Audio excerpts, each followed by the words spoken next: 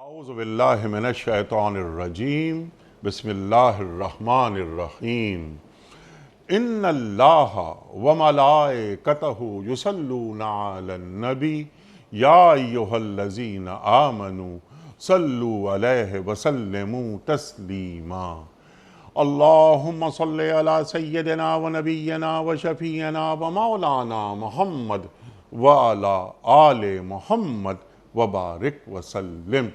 محترم خواتین و حضرات، السلام علیکم۔ پیام صبح کے ساتھ ایک بار پھر حاضر میں ہوں آپ کا میزبان انیق احمد۔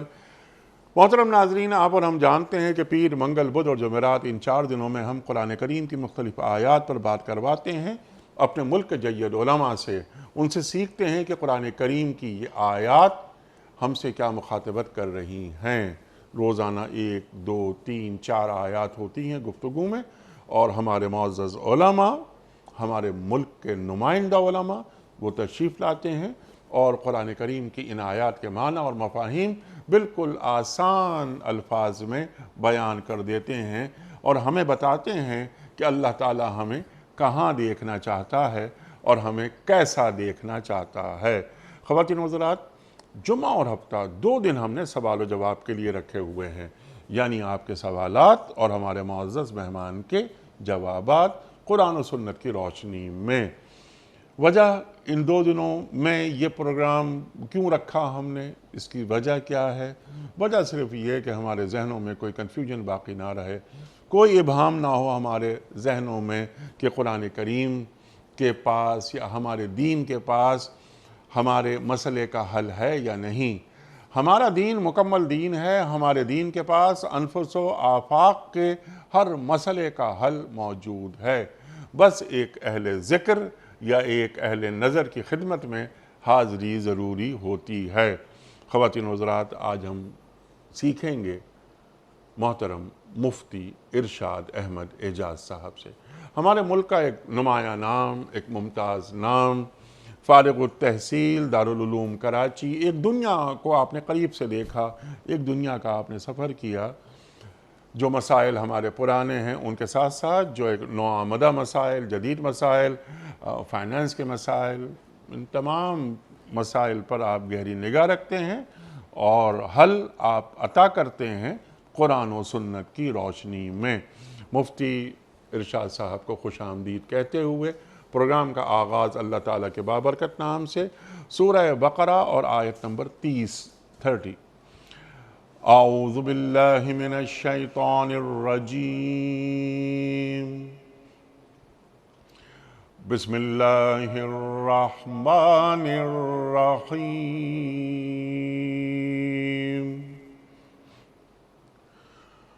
وَإِذْ قَالَ رَبُّكَ لِلْمَلَائِكَةِ إِنِّي جَاعِلٌ فِي الْأَرْضِ خَلِيفَةً قَالُوا أَتَجْعَلُ فِيهَا مَن يُفْسِدُ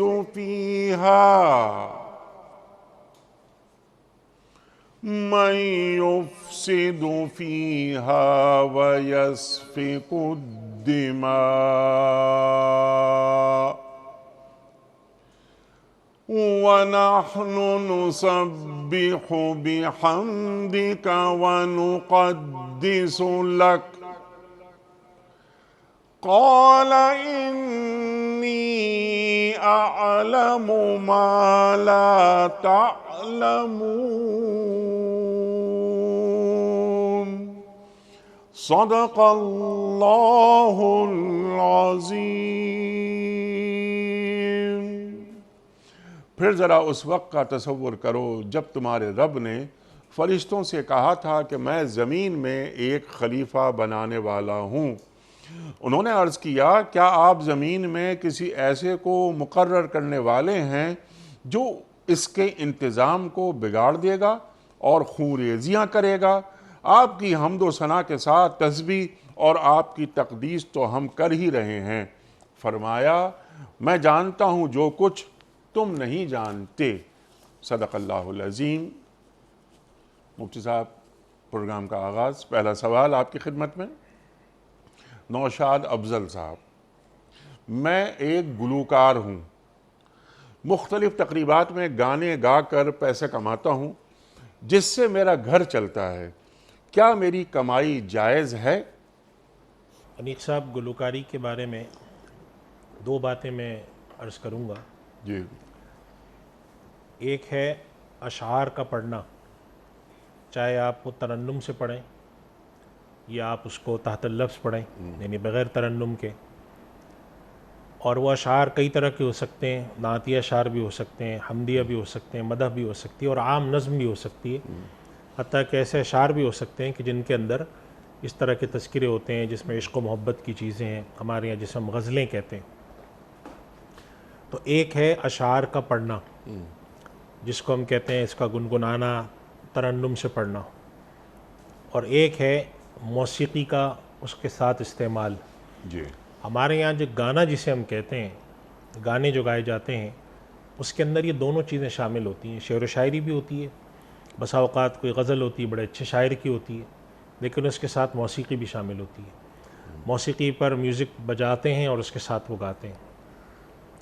اس وجہ سے یہ بات ذہن میں رہنی چاہیے کہ جب ہم گانے کا لفظ بول رہے ہیں تو اس سے مراد ہے پورے اپنے میوزک کے ساز و سامان کے ساتھ، ترنم کے ساتھ جو کچھ پڑھا جا رہا ہے۔ تو اس کے بارے میں علماء کرام، جتنے بھی علماء کرام کی آج تک تحریریں ہیں، اس پر حضرت مفتی شفیع صاحب رحمۃ اللہ علیہ کا بڑا مشہور رسالہ بھی ہے، اور اس کے پر عالم اسلام کے اگر ہم مختلف علاقوں کے فتاویٰ جمع کریں تو ہمیں معلوم ہوتا ہے کہ یہ شکل جو ہے گانے کی، کہ جس کے اندر موسیقی بھی شامل ہوتی ہے اور اس کے اندر گانے والا ترنم سے گا رہا ہوتا ہے، یہ شکل شرعاً قابل قبول نہیں ہے۔ اگر کوئی شخص بغیر موسیقی کے ایسے غزل پڑھتا ہے کہ جس کے اندر کوئی بہت زیادہ جسے ہم کہتے ہیں بیہودہ اشعار نہ ہو، فسقیہ اشعار نہ ہو، عام غزل ہو، غزل کے اندر ظاہر سی بات ہے کہ ایک نظم میں اور ایک غزل میں یہ فرق ہوتا ہے کہ غزل کے اندر جو ہے اس میں اشعار ذرا دوسرے انداز کے ہوتے ہیں، لیکن اس کے بھی ہمارے یہاں جب پوری بر صغیر کی روایت میں آپ دیکھیں، عرب دنیا میں بھی دیکھیں کہ ایسے اشعار کو قبول کیا گیا ہے، ان کو ترنم کے ساتھ بھی پڑھا جا سکتا ہے اور تحت اللفظ بھی پڑھا جا سکتا ہے۔ تو اگر اشعار آپ کے صحیح ہوں اور موسیقی کے بغیر ہوں، یا اس کے ساتھ ایسی موسیقی یا ایسی چیزیں استعمال ہوئیں جیسے ہم دف بجانے کی بات کرتے ہیں، تو چاہے وہ مدح کے اشعار ہوں، مناجات ہوں، چاہے وہ نعت ہو، چاہے وہ حمد ہو، یا کوئی غزل پڑھ رہا ہے، کوئی نظم پڑھ رہا ہے، اس کی اجازت دی جاتی ہے۔ لیکن اگر موسیقی کے ساتھ آپ اس کو گاتے ہیں تو ان کو میرا مشورہ یہ ہے کہ یہ اس چیز کو اگر ممکنہ طور پر کسی بھی طرح سے فیز آؤٹ کریں، اس معاملے کو ختم کریں اور وہ حمد کی طرف، نعت کی طرف آ جائیں۔ یا آج کل دنیا میں ہمارے یہاں امریکہ میں بھی شروع ہوا ہے، امریکہ یورپ میں جو مسلمان آباد ہیں انہوں نے بھی کیا ہے، کچھ پاکستان میں بھی لوگوں نے تجربے کیے ہیں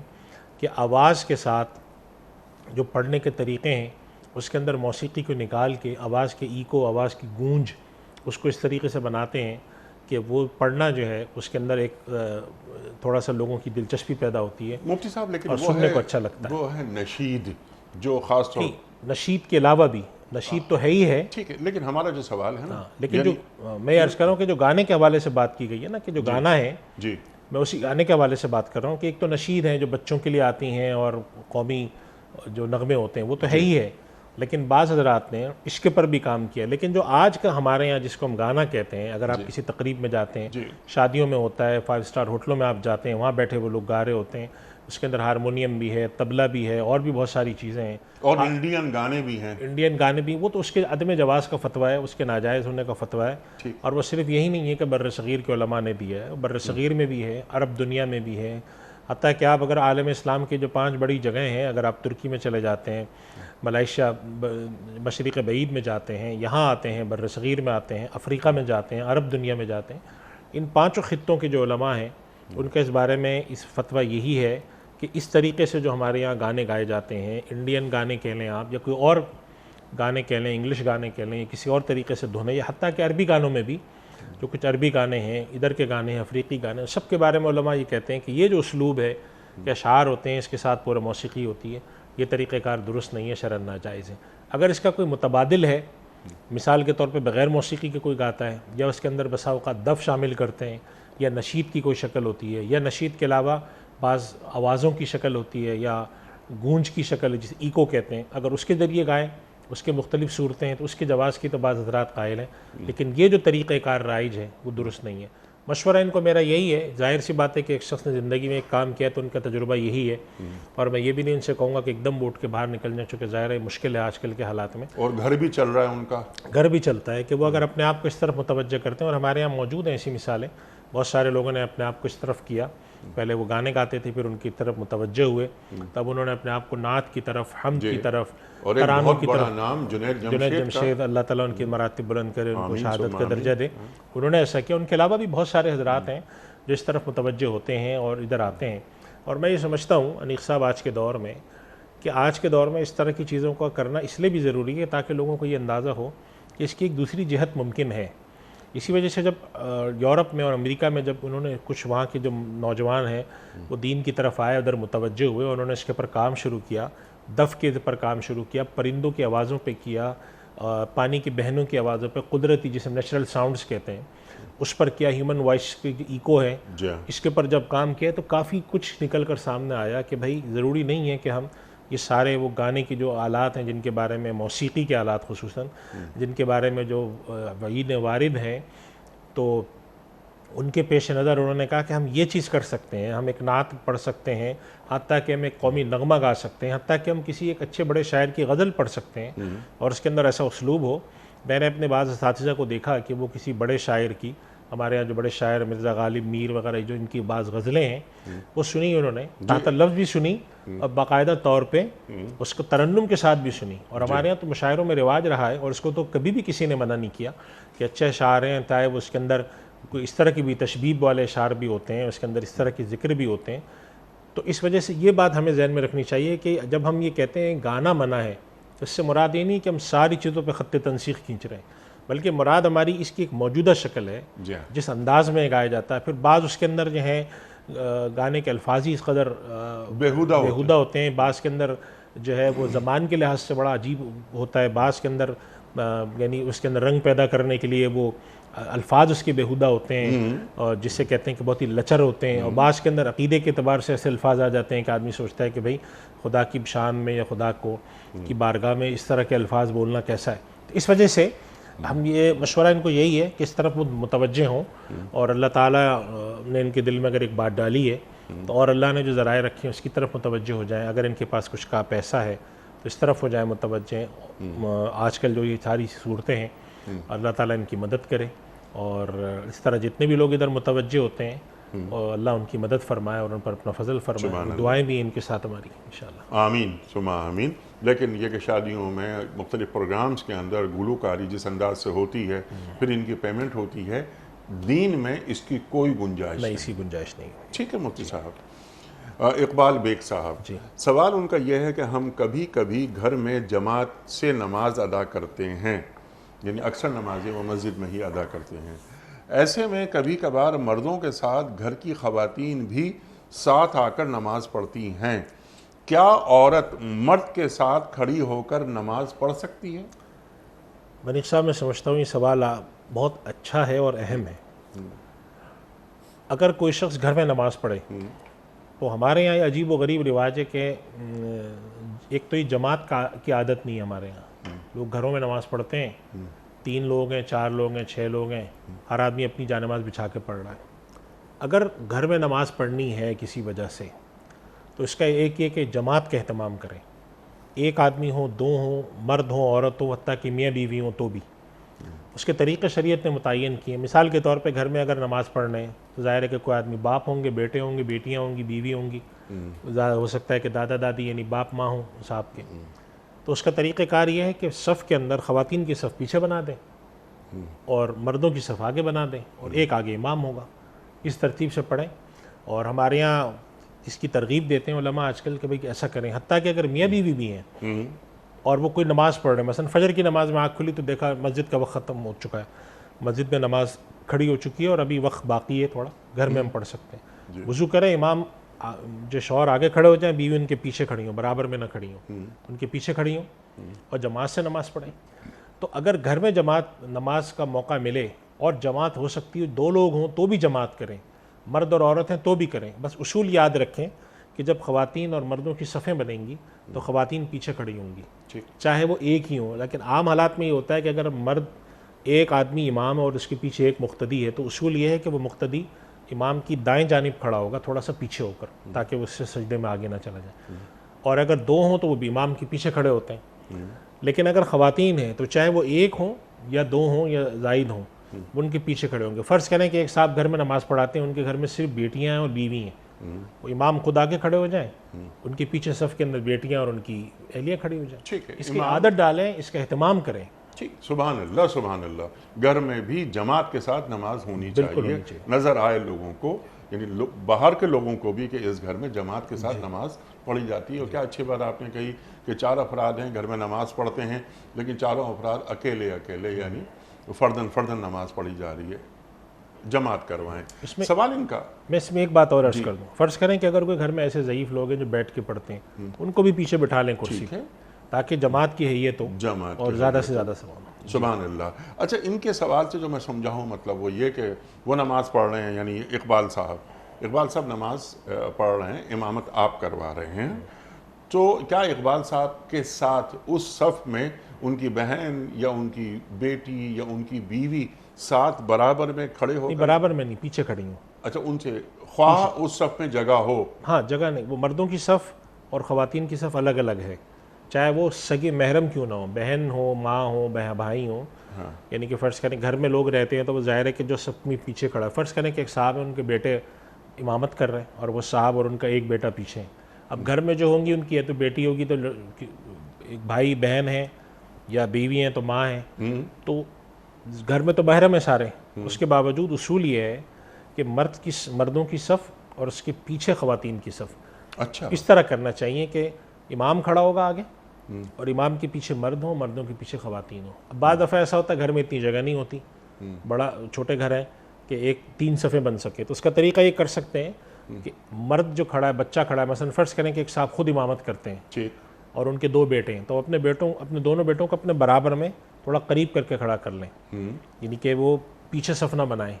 بلکہ برابر میں کھڑا کر لیں، چونکہ جگہ کی تنگی کی وجہ سے، اور اس کے پیچھے خواتین کھڑی ہو جائیں، اچھا، اس طریقے سے بھی۔ لیکن اگر صف میں جگہ ہے، اس کے باوجود بھی برابر میں مردوں کے بالکل ساتھ مل کر خواتین نہ کھڑی ہوں، خواتین کی صف الگ بنے گی۔ یہ اصول یاد رکھنا چاہیے، چاہے وہ خاتون آپ کی محرم ہو، بیٹی ہو، بہن ہو، خالہ ہو، جو بھی ہو، ان کی صف پیچھے بنے گی۔ اچھا، بس یہ اصول ہے۔ خواہ اگلی صف میں جگہ ہو جی بالکل، تب بھی تب بھی ٹھیک ہے، کلیئر ہو گئی بات یہ۔ عائشہ تنزیل صاحبہ کا سوال یہ ہے کہ میں نے یہ سنا ہے کہ جوڑا باندھ کر نماز نہیں ہوتی، تو کیا جوڑا باندھ کے نماز نہیں ہوتی؟ نہیں، جوڑا باندھ کے نماز ہو جاتی ہے۔ اصل میں جوڑا باندھنے کے بہت سارے طریقے ہیں، اور ایک تو ہوتا ہے نا، جیسے ہمارے یہاں خواتین عام طور پہ ایسا کرتی ہیں کہ بال بڑے ہیں، گرمی ہے، تو انہوں نے اس کو ہلکا سا لپیٹا، اس کے اوپر کوئی ربڑ چڑھا دیا، کوئی بینڈ چڑھا دیا، کوئی کلپ باندھ دیا، اور ایک جوڑے کو خاص قسم کی حیت دینے کے بعد اس کو چپکا لیا جاتا ہے بالکل ہی۔ تو بعض دفعہ جو یہ بات آتی تھی کہ جوڑے کی حالت میں نماز نہیں ہوتی، تو اس کی ایک وجہ یہ بتائی جاتی تھی کہ یہ وضو جو ہوا ہے، وضو صحیح نہیں ہوا، وہ جوڑا انہوں نے باندھا ہوا ہے، اس کے اندر صحیح طریقے سے انہوں نے پانی نہیں پہنچایا ہوا ہے، کبھی کسی زمانے میں تو پاکی بھی حاصل نہیں ہوئی ہے، تو ایک تو یہ وجہ تھی۔ دوسری وجہ یہ تھی کہ بعض روایت میں جوڑے کی خاص قسم کی شکل ہے حیت کی، اس کی ممانعت آئی ہے۔ لیکن ہمارے ہاں جو اس طرح خواتین عموماً باندھتی ہیں، وہ اس طریقے سے کہ سر کے اوپر یہاں پہ ایک جوڑا اٹھا ہوا ویسا نہیں ہوتا، بال سمیٹ کے پیچھے وہ اکٹھے کر لیتی ہیں، جسے ایک تو بعض خواتین چٹیاں بناتی ہیں، بعض ایسا کرتی ہیں گردن کے پاس اکٹھا کر کے اس پہ کلپ چڑھا دیا، بینڈ چڑھا دیا، یا اس کے اوپر کوئی اس طرح کی چیز باندھ دی، تو شرعاً اس حالت میں نماز پڑھی جا سکتی، کوئی حرج کی بات نہیں۔ خاص طور پہ وہ خواتین، بسا اوقات خواتین کے بال لمبے ہوتے ہیں، تو اب اگر وہ دوپٹہ پہن کے نماز پڑھتی ہیں، بسا اوقات بعض کے پاس چادر نہیں ہوتی، تو ان کو یہ امکان ہوتا ہے کہ جب ہم سجدے میں جائیں گے، رکوع میں جائیں گے، تو بال پیچھے سے دکھیں گے، تو ایسی صورت میں تو ان کے لیے بہتر یہی ہے کہ ان بالوں کو بھی اکٹھا کر کے یہاں پر ہلکا سا ایک بینڈ میں وغیرہ پہنا لیں اس کو، تاکہ نماز سکون سے پڑھ لیں، تو نماز ہو جاتی ہے، اس میں حرج نہیں ہے۔ اس میں کوئی حرج نہیں ہے۔ اشرف صاحب ہیں، یہ ایک ڈرائیور ہیں، وہ کہتے ہیں کہ میں ایک ڈرائیور ہوں، ہماری کمپنی کا یہ اصول ہے کہ کوئی بھی ڈرائیور 2500 روپے کمپنی کو دے روزانہ کی بنیاد پر، اور ایک دن کے لیے گاڑی لے جائے، وہ زیادہ کمائے یا کم کمائے یہ اس کے ذمہ ہے، پیٹرول بھی ہم خود ڈلواتے ہیں، کیا یہ کمائی جائز ہے؟ جی جائز ہے، یہ کرایہ داری ہے، یعنی یہ جس کو ہم ہمارے یہاں عوامی زبان میں بھاڑے پر لینا کہتے ہیں، ہاں، یہ کرایہ داری کا ایک طریقہ ہوتا ہے یہ کمپنی یہ کرتی ہے کہ جو آدمی آیا اس سے کہا کہ آپ ہمیں 2500 کرایہ دیں ہاں اور گاڑی لے جائیں. اچھا ہم آپ کے ساتھ کوئی پارٹنرشپ یا شراکت داری نہیں کر رہے, ٹھیک یہ کرائے پر آپ گاڑی لے جا رہے ہیں, پیٹرول آپ کا ہے,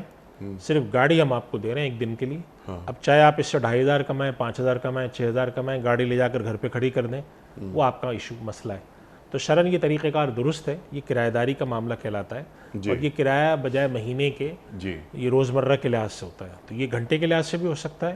دن کے لحاظ سے بھی ہو سکتا ہے, مہینے کے لحاظ سے بھی ہوتا ہے. عام طور پہ یہ جو رینٹ کار اور اس کے اندر بعض سیٹ اپ ہیں وہ اس طرح کے ہیں کہ اس کے اندر ڈرائیور سے کہتے ہیں, ڈرائیور آتا ہے اس سے وہ کہتے ہیں کہ آپ 2500 روپے ہمیں دے دیں اور پیٹرول آپ کی ذمہ داری ہے, کوئی بڑا گڑبڑ اس کے اندر نہ ہونی چاہیے, نارمل ایک مینٹیننس کے لحاظ سے آپ اس کو دیکھیں گے, پانی وغیرہ اس کا دیکھیں گے, اور باقی آپ چلائیں اس کو. آپ کو اگر کہیں پہ کوئی کرائے میں مل جاتا ہے, کہیں پر کوئی سفر مل جاتا ہے, تو آپ کا نصیب ہے, آپ 2.5 کماتے ہیں, 5 کماتے ہیں, 10 کماتے ہیں, وہ آپ کمائیں. تو شرعاً یہ طریقہ درست ہے, اس میں کوئی حرج نہیں ہے. اس میں کوئی حرج نہیں ہے. سرفراز صاحب فیصل آباد سے, کیا نماز کے دوران یعنی فرض نماز کے دوران میں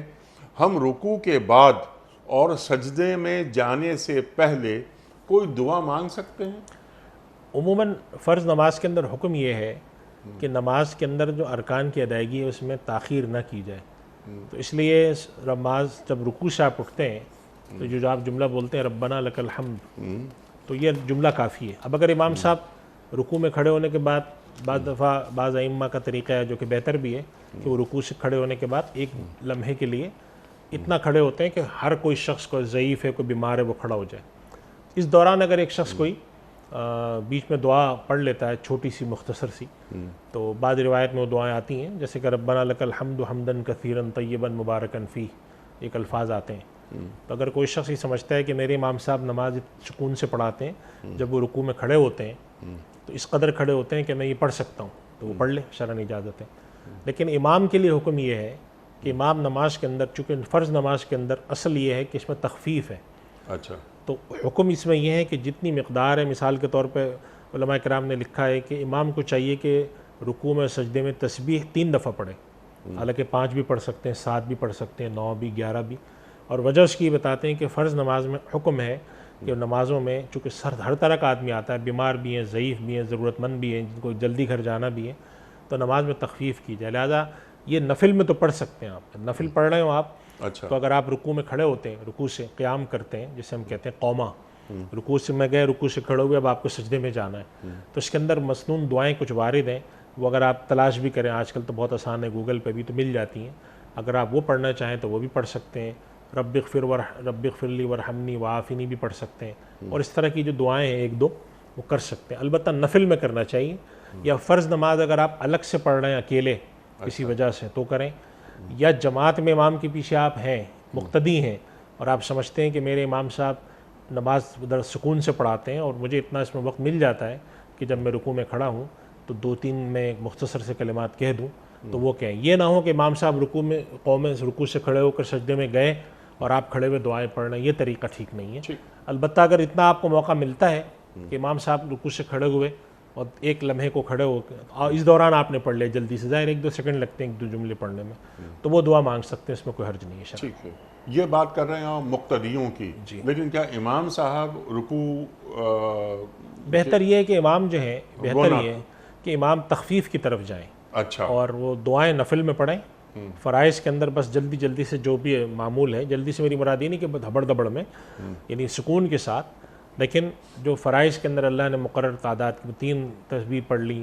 بس اس کے ساتھ وہ نماز پڑھائیں. چونکہ نماز کے اندر اصل تخفیف ہے, فرائض اجتماعی نمازوں میں اللہ کے نبی صلی اللہ علیہ وسلم کی تلقین ہے, بلکہ اللہ کے نبی صلی اللہ علیہ وسلم کا معمول یہ بھی بتایا کہ اگر گھر خواتین بھی جماعت میں پیچھے ہوتی تھیں, اگر بچے کے رونے کی آواز آتی تھی تو آپ فوراً نماز کو مختصر کر دیتے تھے. تو اس کے پیش نظر اس سے تعلیم سے ہمیں یہی ملتا ہے کہ جو اجتماعی نمازیں ہیں اس کے اندر غیر ضروری طور پر یعنی اتنا زیادہ طوالت نہ ہو. یعنی غیر ضروری سے میری مراد ہے کہ جو چیزیں واجبات اور فرائض سے بڑھ کر ہیں, مسنون ہیں, مستحبات ہیں, تو وہ فرض میں نہ کریں امام. انفرادی جماعت میں آپ کے پاس اختیار, آپ جتنا چاہے کریں, اس میں تو کوئی ممانعت نہیں ہے. سبحان اللہ سبحان اللہ. اور تلاوت قرآن کریم جتنا طویل کر سکتے ہیں فجر کی نماز میں وہ ضرور کریں. جی, فجر کی نماز میں, اور جو نمازوں کی تفصیل علماء نے لکھی ہے کہ اس کے اندر فجر میں کتنی قرات ہو، طوال مفصل، قصار مفصل، اس لحاظ سے یعنی کچھ صورتیں میں آج کل کے لحاظ سے میں اس قرض کروں کہ جیسے فجر میں نماز کے اندر جو تلاوت ہے وہ تقریباً ایک رکعت میں ایک صفحہ 1.5 صفحے کے برابر ہونی چاہیے، مختصر نہ ہو۔ عشاء کی نماز میں تھوڑی سی کم ہو، مغرب میں مختصر ہوگی، لیکن فجر میں طوالت ہے۔ اب وہ بسا اوقات یہ ہوتا ہے کہ لوگ امام صاحب کے پیچھے پڑ جاتے ہیں کہ آپ اتنی لمبی لمبی صورتیں کیوں پڑھتے ہیں۔ اگر آپ دیکھیں کہ نماز کے اندر جو ہے وہ الف لام میم سجدہ پڑھی جاتی تھی، نبی کریم صلی اللہ علیہ وسلم کا کہ جو مسنون ہے الف لام میم سجدہ تو 3 صفحے کی ہے، بیچ میں ایک سجدہ بھی آتا ہے اس میں۔ تو ہمارے یہاں اس کا رواج ختم ہو گیا ہے، اور بہت ساری مساجد میں جو اچھے ائمہ ہیں وہ کرتے ہیں قرات، یعنی فجر کی نماز تقریباً کوئی 10 منٹ تو لگیں، اور اتنی امام صاحب سکون کے ساتھ 1.5 صفحہ تلاوت کریں پہلی رکعت میں، 1.5 صفحہ دوسری رکعت میں کریں، تو ایک آپ کو ذرا ایک احساس ہو کہ بھئی ہم نماز فجر کی سکون سے پڑھی ہم نے۔ مغرب میں مختصر پڑھیں۔ اب اگر آپ فجر میں بھی کھڑے ہو کر مختصر صورتیں پڑھتے ہیں، نماز تو ہو جائے گی، لیکن ایک جسے کہتے ہیں کہ جو مسنون طریقہ ہے اللہ کے نبی صلی اللہ علیہ وسلم نے جس کو پسند فرمایا وہ فجر میں طویل قرات، طویل ہے، اس کے بعد کم درجہ ہے اس مختصر، وہ عشاء ہے، عشاء میں تھوڑا کم ہے، لیکن عشاء میں بھی پڑھنا ہے۔ یہ نہیں ہو کہ امام صاحب کے آپ پیچھے پڑ جائیں، اللہ ہے کہ کوئی ضرورت ہے، بارش ہو گئی، لائٹ چلی گئی، اندھیرا ہے، خدا نخواستہ کوئی ایسے حالات ہیں، تو پھر تو چلے سمجھ میں آتا ہے کہ آپ مختصر پڑھیں۔ یا رمضان مبارک ہے، تراویح فوراً پڑھنی ہے، تو حکم یہ ہے کہ آپ عشاء جلدی سے مختصر پڑھا دیں۔ لیکن اگر آپ دن کی آخری نماز پڑھنے گئے ہیں تو اس میں امام صاحب کو اتنا دیں کہ کم سے کم وہ 1 صفحہ 1 صفحہ تلاوت کریں، ایک رکعت میں، دوسری میں 1 صفحہ آدھا صفحہ تلاوت کریں، تاکہ انسان کو احساس ہو کہ میں تقریباً 1.5-2 صفحے کے قریب تلاوت میں سن کر آیا ہوں۔ تو اس طریقے سے ہونا چاہیے تاکہ ہمیں احساس ہو۔ ظاہر سی بات ہے کہ اللہ کا کلام، اللہ سے تعلق جوڑیں گے، کلام سے تعلق جوڑیں گے تو سننا بھی اچھا لگے گا۔ سبحان اللہ، سبحان اللہ، قرآن کریم کو سننا، یعنی کیا سبحان اللہ، کتنی اچھی بات ہے۔ فجر کی نماز میں طوالت جیسا کہ آپ نے فرمایا، اور اللہ کے رسول صلی اللہ علیہ وسلم فرما رہے ہیں، تو اِنَّ قرآن الفجر کان مشہودا، اللہ تعالیٰ قرآن کریم میں فرما رہا ہے، تو اس سے کوئی تعلق ہے؟ کوئی ایک ضمنی سوال ذہن میں آیا؟ جی بالکل، قرآن کریم میں یہ جو فرمایا اِنَّ قرآن الفجر کان مشہودا، قرآن کا جو فجر کا قرآن کریم ہے، یہ مشہود سے مراد کے یہاں پر بھی ایک گفتگو ہے کہ کیا فرشتے حاضر ہو کے اس کو سنتے ہیں یا اللہ کے یہاں اس کو قبول کیا جاتا ہے، تو اس سے ایک ربط معلوم ہوتا ہے، اور اسی وجہ سے اللہ کے نبی صلی اللہ علیہ وسلم کا جو معمول تھا فجر میں وہ طویل قرات کا تھا۔ آپ حرمین میں بھی دیکھا ہوگا، ائمہ جو حرمین ہیں وہ بڑی بڑی صورتیں پڑھتے ہیں، جی ہاں، بسا اوقات وہ ایک صورت جو ہے وہ 2.5 صفحے کی ہوتی ہے، پہلی رکعت کی بات کر رہا ہوں جی ہاں، کہ ایک رکعت میں اتنی بڑی صورت، پوری سورہ واقعہ ایک رکعت میں پڑھ دی، دوسری رکعت میں، تو اس طریقے کا ایک معمول ہونا چاہیے۔ ٹھیک، یعنی عذر کسی کا ایک الگ بات ہے، لیکن عمومی حالات میں اب یہ نہ ہو کہ عمومی حالات میں فجر کی نماز میں آپ کی جو ہے وہ سورہ والشمس والضحیٰ پڑھ رہے ہیں، یا وہ صورتیں جو کہ آپ کو عشاء میں پڑھنی چاہیے وہ آپ فجر میں نہ پڑھیں، فجر میں قرات تھوڑی سی زیادہ ہو، اور اس کا اہتمام کرنا چاہیے، مساجد کے ائمہ سے مطالبہ کرنا چاہیے کہ امام صاحب جو ہیں وہ کچھ صورتیں یاد کر لیں، یا کچھ قرآن کریم کے کچھ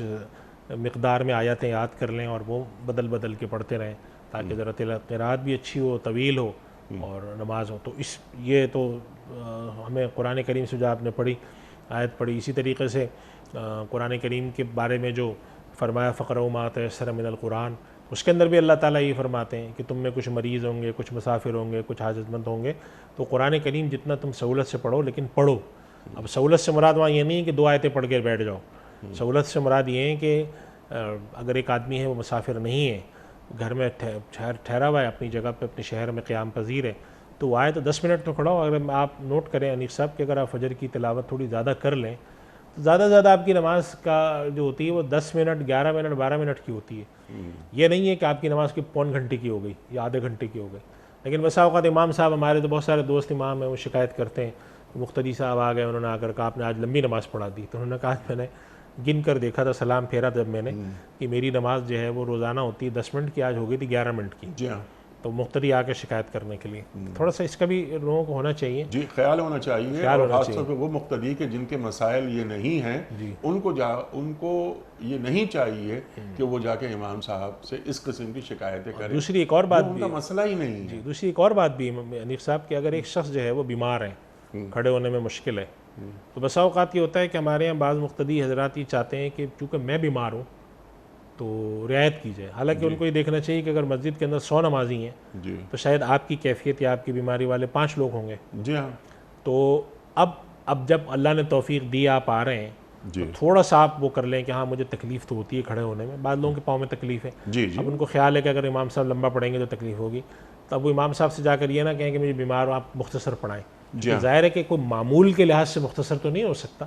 تو اس صورت میں پھر ان کو یہ کرنا چاہیے کہ تھوڑا سا تحمل کر لیں، نہیں کھڑا ہوا جا رہا بیٹھ جائیں، ٹھیک، لیکن وہ ایک ایسا قضیہ ہے، اعتراض نہ کریں یہ ایسا قضیہ ہے کہ اس کے بارے میں کیا عرض کروں، لیکن یہ ہر جگہ کچھ نہ کچھ آپ کو سننے کو ملتا ہی رہتا جی ہوگا۔ ہاں بالکل ٹھیک ہے۔ مفتی صاحب کچھ ویڈیو کوئسچنز بالکل آپ کی ہے، خدمت میں، بالکل ہے۔ جناب والا پہلا ویڈیو کوئسچن مفتی صاحب کے لیے۔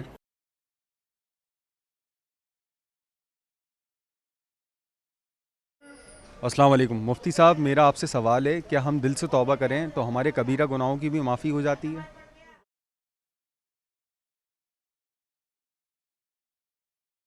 انیق صاحب اگر آدمی زندگی میں توبہ کرے تو کوئی گناہ ایسا نہیں جس کی بخشش نہ ہو،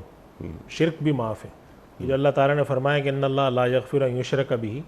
کہ اللہ تعالیٰ شرک کو معاف نہیں کرے گا، شرک کے علاوہ سب کو معاف کر سکتا ہے، یہ تو قیامت کے بارے میں فرمایا نا، مرنے کے بارے بعد فرمایا، ورنہ زندگی میں تو انسان شرک سے، کفر سے، کوئی بڑے سے بڑا جرم ہو اس سے توبہ کر لے۔ البتہ جو جن جرائم سے توبہ کی جاتی ہے وہ جرائم دو طرح کے ہوتے ہیں، ایک جرم وہ ہوتا ہے جس کے کچھ نتیجہ باقی ہوتا ہے، مثال کے طور پہ آپ نے کسی کی زمین قبضہ کر لی، کسی کا مال ناحق کھا لیا، کسی کے ساتھ آپ نے ایسی بدسلوکی کر دی، تو اس صورت میں پھر توبہ کرنے کا طریقہ یہ ہے کہ وہ عمل اگر آپ کا ابھی باقی ہے، اس کے نتائج باقی ہیں، تو اس عمل کو ختم کریں۔ مثلا کسی کی زمین قبضہ کی ہوئی آپ نے، زمین جا کے واپس کریں، کسی کا مال ناحق کھایا ہوا ہے، تو توبہ کر رہے ہیں آپ، جا کے واپس کریں، اور اگر واپس نہیں کر سکتے، نہیں ہے پیسے، تو اس کا اپنا حق اگر وہ شخص معلوم ہے تو معاف کرائیں، اور اگر وہ بھی ممکن نہیں ہے تو پھر اللہ کی راہ میں اپنے پاس سے صدقہ کریں۔ جیسے ایک دفعہ ایک صاحب کا سوال آیا تھا، انہوں نے کہا میں اپنی ملازمت کے دوران رشوت بہت لی ہے، اب اللہ نے توفیق دی ہے تو میں توبہ کر رہا ہوں، لیکن میں رشوت جتنے لوگوں سے لی، لاتعداد لوگوں سے لی، مجھے تو پتہ ہی نہیں ہے میں کیسے واپس کروں۔ تو پھر ان کو علماء کرام نے مشورہ دیا تھا کہ آپ ایک اندازہ لگائیں کہ مہینے میں آپ کے پاس کتنی رشوت آتی ہوگی، اس لحاظ سے آپ ایک اپنی مقدار رقم کی نکالیں، اور وہ آپ کے ذمے، آپ کے گلے میں ایک بوجھ ہے، آپ اپنے اس بوجھ سے جان چھڑانے کے لیے اس کو مستحقین کو تقسیم کر دیں، بغیر ثواب کی بغیر نیت۔ ثواب کے، بس یہ نیت ہو کہ بس اللہ تعالیٰ مجھے معاف کرے، میرے پر ایک بوجھ ہے اس سے میری جان چھٹ جائے، ٹھیک۔ وہ آپ لوگوں کو دے دیں، تو یہ طریقہ ٹھیک ہے۔ تو توبہ میں اس چیز کا اہتمام کر لیں، اگر کسی کا حق مارا ہے کوئی ایسی چیز کی، اور اگر اللہ کے ساتھ اللہ کا کوئی کیا ہے، کوئی گناہ کیا ہے، تو اللہ تعالیٰ ہر گناہ کو معاف کر دیتا ہے۔ اور توبہ کرتے وقت دوسری جو علماء نے شرط لکھی ہے کہ جس وقت آپ گناہ سے توبہ کر رہے ہو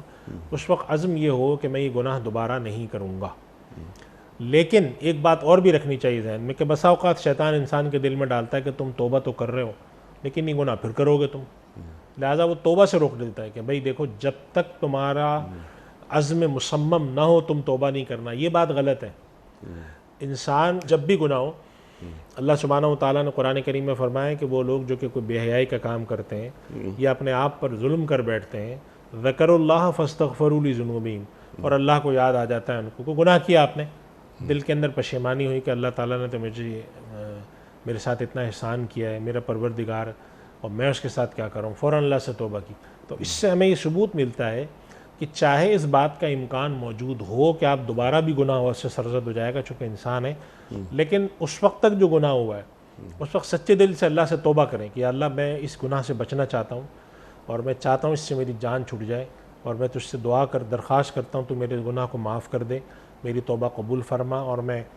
کوشش کروں گا کہ آئندہ مجھ سے گناہ سرزد نہ ہو۔ تو یہ ان چیزوں کا اہتمام کر لیں، گناہ سرزد ہو فوراً معافی کا مانگ لیں، کسی کا حق مارا ہے،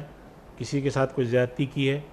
تو وہ واپس کرنے کی کوشش کریں، معافی تلافی کر کے کرنے کی کوشش کریں، اور اگر آپ کے پاس وہ کسی کا ناحق مال پڑا ہوا ہے اور پتہ نہیں وہ کون آدمی ہے تو پھر اس سے جان چھڑانے کی کوشش کریں۔ تو اللہ سبحانہ و تعالیٰ کوئی چیز ایسی نہیں ہے کہ جو اللہ کے سامنے انسان آئے اور وہ معاف نہ۔ بڑے بڑے مشرکین تھے، نبی کریم صلی اللہ علیہ وسلم کے پاس ایسے لوگ بھی آئے جنہوں نے آ کر کہ یا رسول اللہ ہم نے اپنے ہاتھوں سے اپنی بچیوں کو زندہ دفن کیا ہے،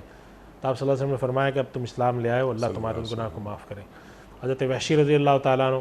جو جب اسلام نہیں لائے تھے انہوں نے حضرت امیر حمزہ رضی اللہ تعالیٰ عنہ ان کے ہاتھ سے شہید ہوئے تھے، تو اللہ کے نبی صلی اللہ علیہ وسلم کو اس کا قلبی تکلیف اور رنج تھا، لیکن جب وہ صاحب اسلام لائے تو ان کا اسلام بھی قبول فرمایا، اور پھر انہوں نے اس کے بدلے میں وہ کہتے تھے کہ میں چاہتا تھا کہ اتنا بڑا مجھ سے گناہ سرزد ہوا تھا، اللہ کے نبی کے دل کو تکلیف پہنچی تھی، تو انہوں نے مسلمہ کذاب کو اس کے بدل انہوں نے قتل کیا تھا جب اس کے خلاف جہاد ہوا تھا جو مدعی نبوت تھا، اور وہ کہتے تھے کہ یہ میں نے اس گناہ کا ایک طرح سے کفارہ ادا کرنے کی کوشش کی۔ تو بڑے سے بڑا گناہ اگر آدمی صدق نیت سے توبہ کرے تو معاف ہوتا ہے۔ اور یہ صدق نیت کے بارے میں جو میں بات عرض کر رہا ہوں، میں یہ خاص طور پہ عرض کرنا چاہ رہا ہوں دوبارہ،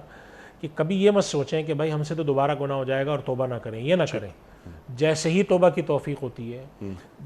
اردو میں آپ کہہ دیں یا اللہ تو میرے گناہ کو معاف کر دے، استغفار پڑھ لیں،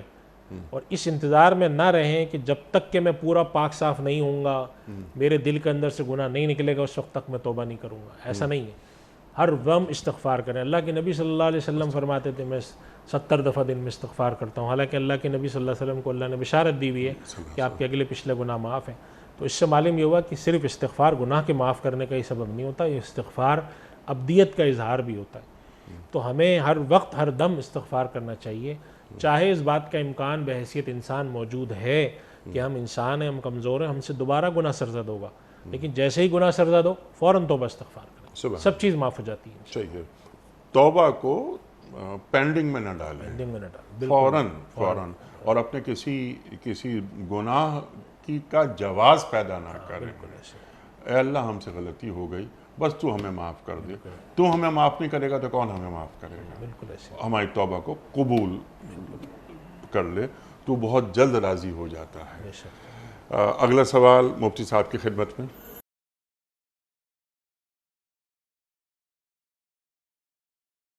السلام علیکم مفتی صاحب، میرا سوال یہ ہے کہ ہم کھانے پینے کی چیزوں میں تو حلال حرام کا بہت خیال کرتے ہیں، جو واقعی حرام کام ہیں ان کی پرواہ بھی نہیں کرتے ہیں، اس کی کیا وجہ ہے؟ ہمیں یوں دیکھنا چاہیے انیق صاحب اس بات کو کہ جس طرح سے ہم کھانے پینے میں اس بات کی کوشش کرتے ہیں کہ ہم کوئی حرام چیز نہ کھائیں، مردہ جانور نہ کھائیں،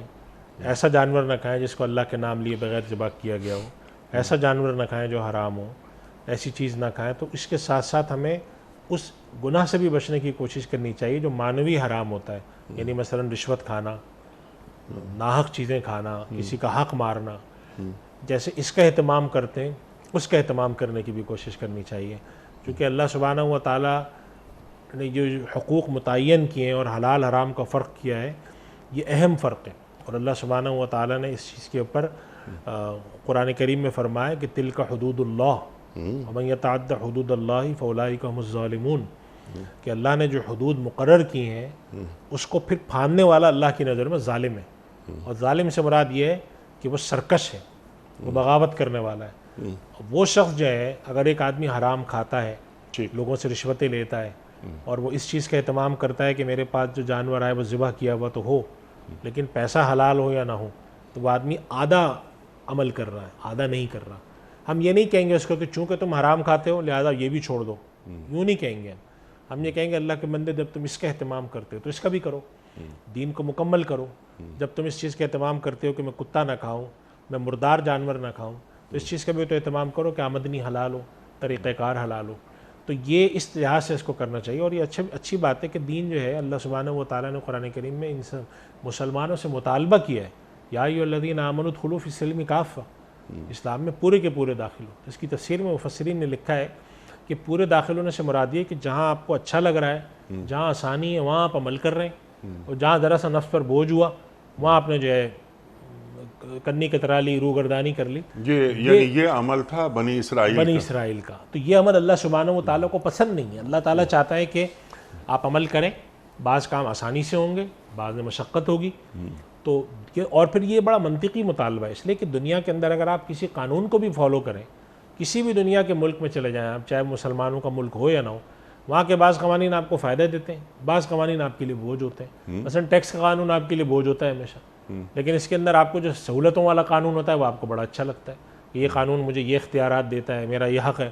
لیکن جب قانون آپ سے مطالبہ کرتا ہے کہ یہ دو، وہ آپ کو بھاری محسوس ہوتا ہے۔ تو یہ اللہ نے نظام ایسا بنایا ہے کہ اللہ تعالیٰ نے جو احکامات دیے ہیں، بعض احکامات آپ کو بہت اچھے لگتے ہیں۔ چنانچہ آپ دیکھیں کہ لوگ جب شادی بیاہ کے اوپر گفتگو کرنے آتے ہیں تو ان کو سنت ہونا بہت یاد رہتا ہے، مثلا دوسری شادی کے اوپر یاد ہوتا ہے کہ یہ سنت ہے، لیکن جب کسی ایسے کام میں آتے ہیں جس کے اندر حق دینے کی بات آئے، وراثت جائز طریقے سے تقسیم کرنے کی بات آئے، وہاں پر یہ یاد نہیں رہتا یہ صرف سنت نہیں فرض بھی ہے. تو یہ انسانی مزاج ہے کہ انسان جو ہے وہ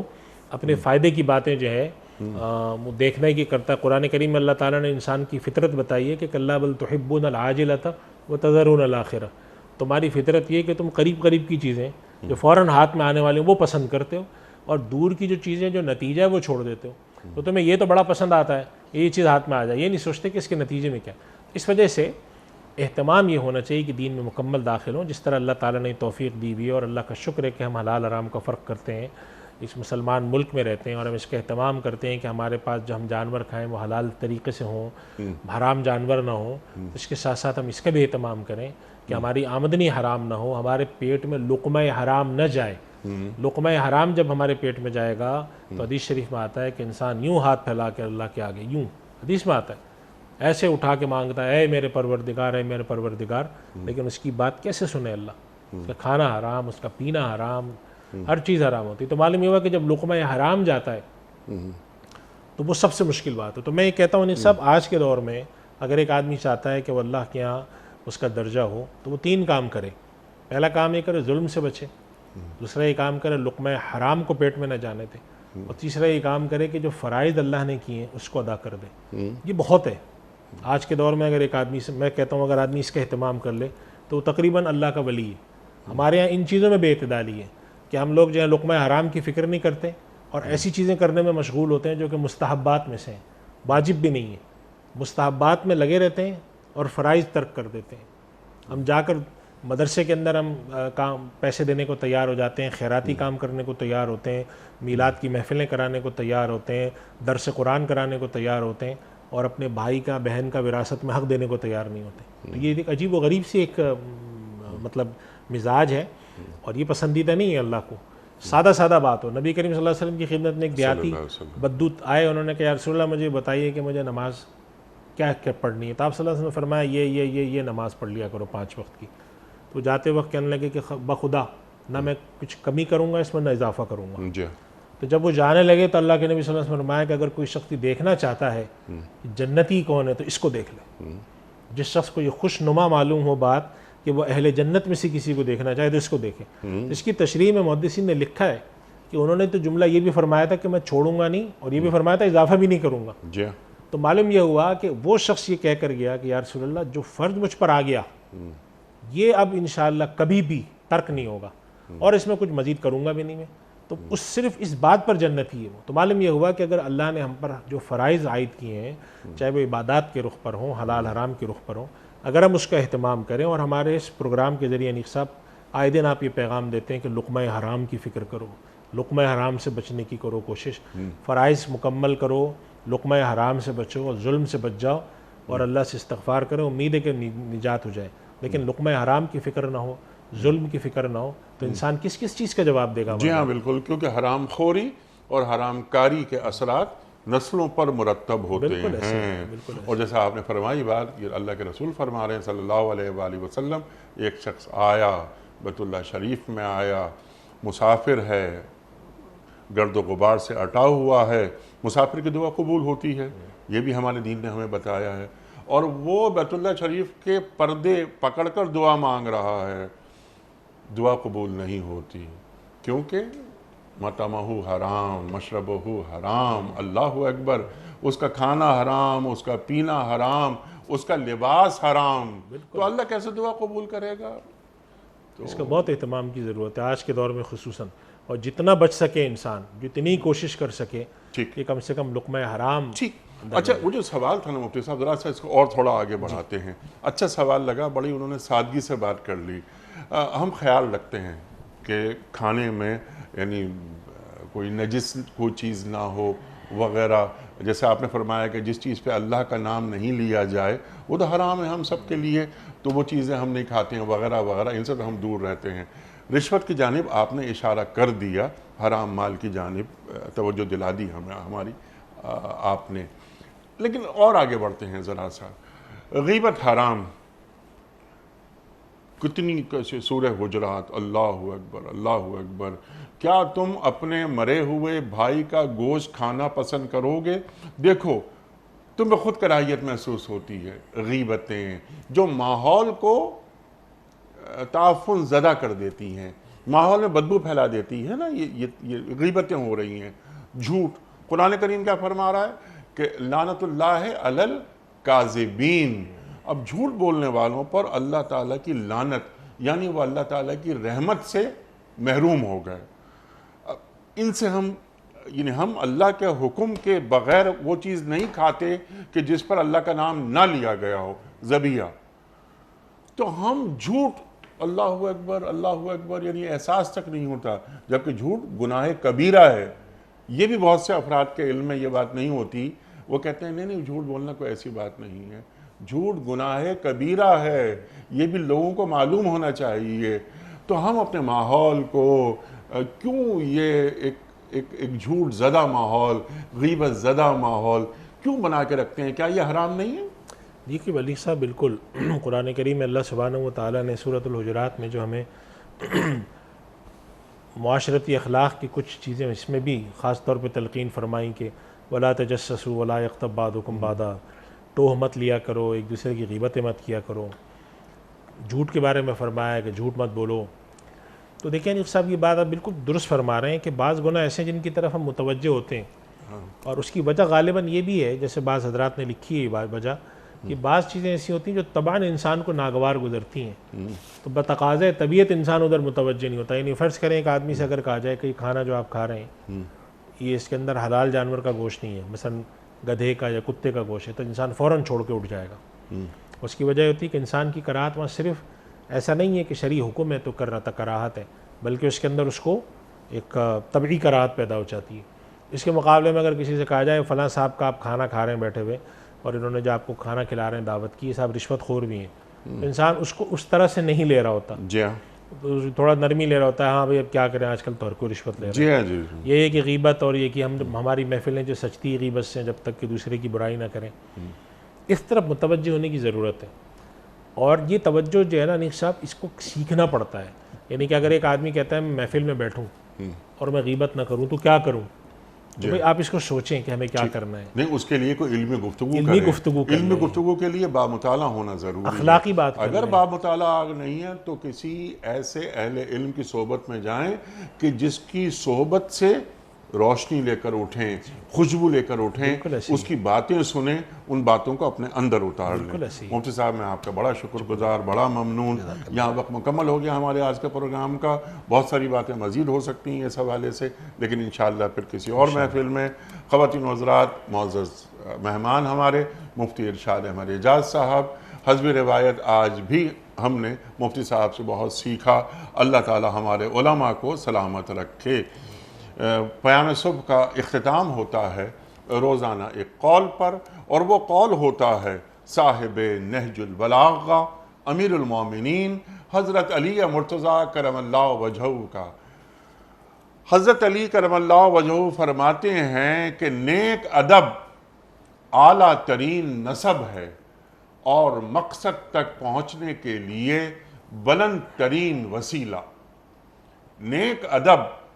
اعلیٰ ترین نسب ہے, اور مقصد تک پہنچنے کے لیے بلند ترین وسیلہ. سبحان اللہ, سبحان اللہ. اپنے میزبان انیق احمد کو کل تک کے لیے اجازت دیجیے. خدا حافظ.